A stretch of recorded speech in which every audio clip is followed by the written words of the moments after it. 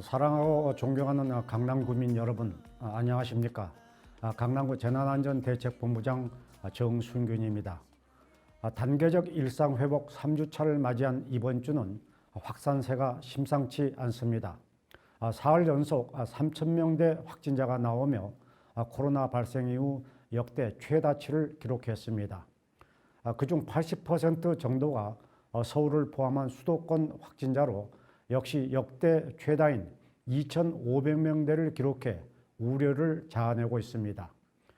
서울시는 일상회복 시행 이후 16일간 하루 평균 확진자가 한 달 전 같은 기간에 비해서 43% 급증했다고 발표했습니다.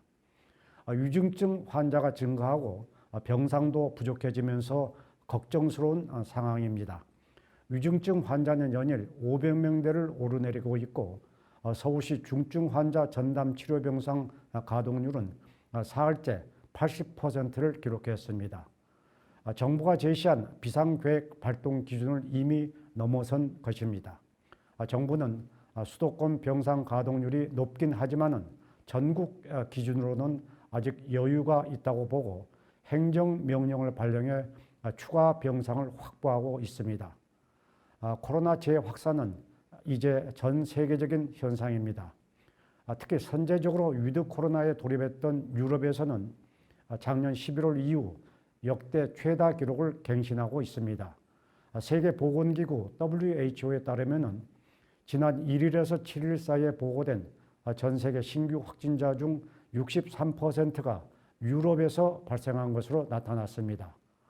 네덜란드는 방역 조치를 해제한 지 2달도 지나지 않아서 다시 봉쇄 조치에 나섰고, 오스트리아는 미접종자나 불완전 접종자에게 외출을 제한하고 있습니다.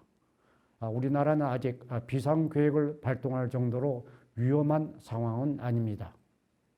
정부는 확진자가 폭증하고 있는 다른 나라들과 달리 국내에서는 60세 이상 고령층과 특정 시설 내 감염으로 위중증 환자가 늘어난 것으로 보고 대응책을 마련하고 있습니다.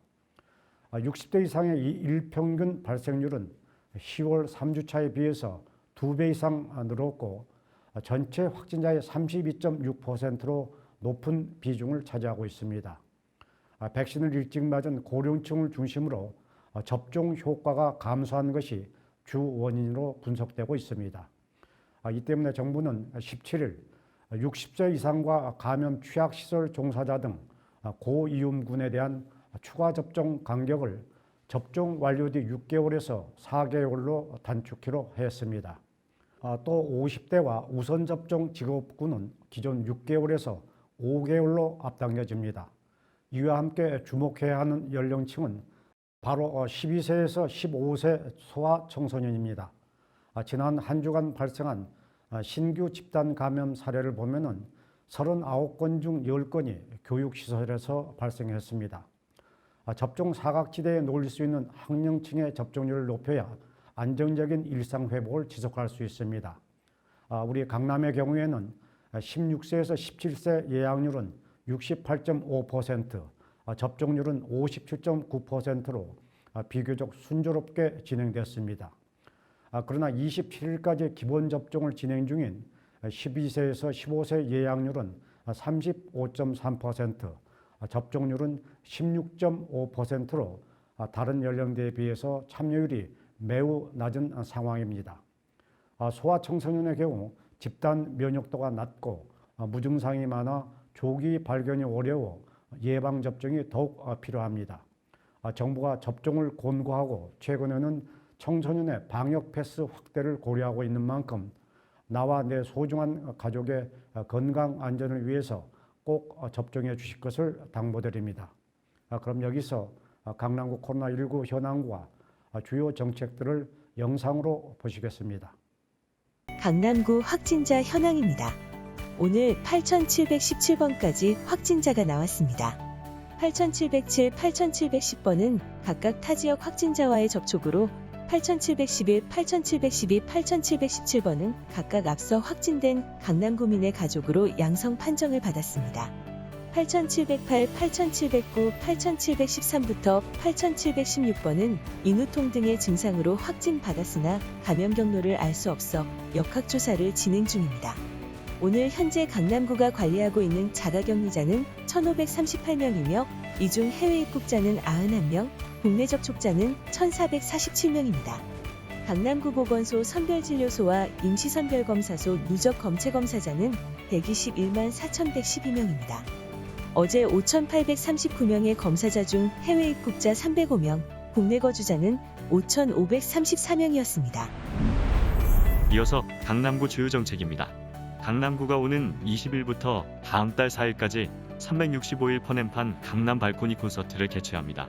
관내 아파트 4개 단지를 순회하며 가수 김범수와 에일리, 백지영 등이 무대를 꾸밉니다. 집안에서 편안하고 안전하게 공연을 관람하시길 바랍니다. 강남구가 22일 코엑스에서 강남가족 콘서트를 개최합니다. 가수 김장훈과 영탁이 출연해 라이브 공연을 펼칠 예정이며 콘서트는 유튜브와 네이버 TV로 실시간 생중계됩니다. 강남열린대학 주민연사 강연회 강톡이 사회째를 맞았습니다. 24일 저녁 7시 강남구민 4명이 행복을 주제로 각 15분간 강연을 펼칩니다. 주민연사들이 들려주는 진솔한 이야기 함께 해보시기를 바랍니다. 영국 가디언지는 17일 겨울철 대비 코로나19 전략을 보도하면서 한국을 참고해야 한다는 보건 전문가의 기고를 소개하기도 했습니다. 에든버러 대학교의 데비 교수는 한국 정부는 자국민을 보호하기 위해서 선제적으로 대응했고 그 노력은 시계처럼 잘 조직됐으며 효율적으로 작동했다고 평가했습니다. 이 교수는 지난해에도 이른바 서울 모델을 따라야 한다고 주장한 바 있습니다.